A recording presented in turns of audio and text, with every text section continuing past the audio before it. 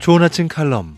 매주 화요일 이 시간은 한국 유나이티드 문화재단 강덕영 장로님의 종교인과 신앙인 칼럼으로 같이 합니다. 안녕하십니까, 강덕영 장로입니다. 오늘은 우리가 크리스찬으로서 바른 정체성을 갖고 정말 성경에 어긋나지 않은 신앙생활을 하고 있는지를 돌아보려고 합니다.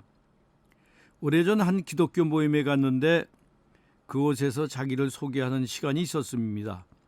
멋지게 생긴 한 청년이 자리에서 일어나 자신은 지금 비록 작은 사업을 하고 있지만 이 사업을 계속 키워서 미국의 록펠러보다 더 많은 헌금을 하는 것이 꿈이라고 했습니다. 이를 위해 매일 새벽 기도를 나가고 있다고 했습니다. 그리고 지난달에는 200만 원 적자가 났는데 오히려 수입의 모든 것을 하나님께 드리고 자기의 뜻을 이루게 해달라고 간절히 기도했다고 합니다.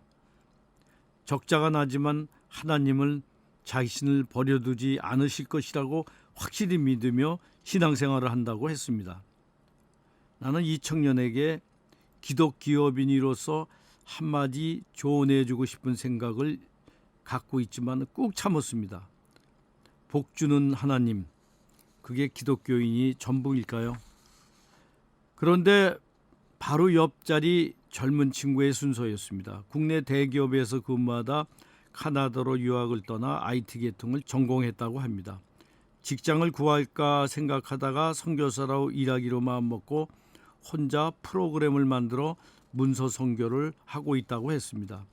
나는 결혼도 했다는 그의 아내와 자식들을 데리고 생활은 어떻게 있는지를 물어보고 싶었습니다. 자신은 믿음과 열정으로 선교를 하지만 가족들은 생활하기가 참 어려울 텐데 하는 생각이 들었습니다. 그러나 그의 표정은 편안했고 모든 것을 있는 그대로 받아들이려고 감사하고 또 그렇게 생활을 하고 있다고 했습니다.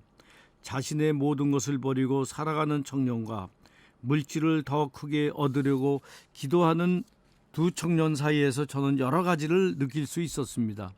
그와 동시에 제가 이사장을 맡았던 신학교 입학식에서 어떤 목사님이 설교한 내용이 갑자기 생각이 났습니다. 그분은 여러분, 돈을 벌고 싶으면 올스트리트로 가서 돈을 버십시오. 신학은 배고프고 외로우며 주님의 십자가를 지고 가는 고통의 길입니다.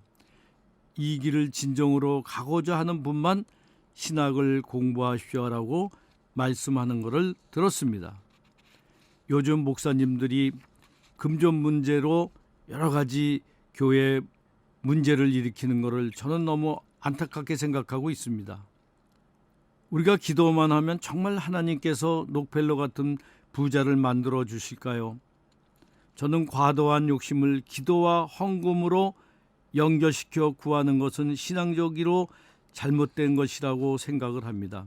성경은 하나님의 나라와 그 의를 구하면 그러면 모든 것을 더해 주신다는 말씀이 생각이 납니다.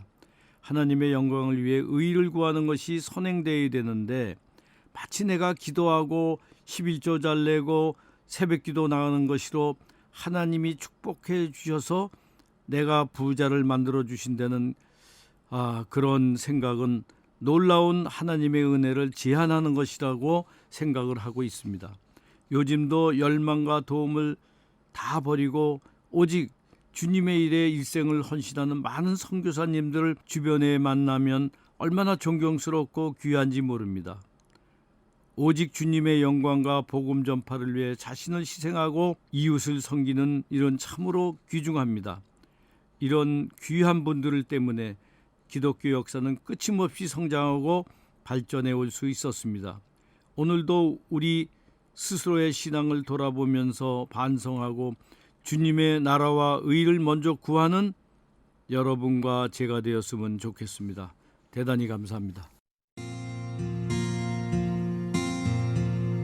좋은 아침 칼럼, 지금까지 한국 유나이티드 문화재단 강덕영 장로님의 종교인과 신앙인 칼럼으로 같이 했습니다.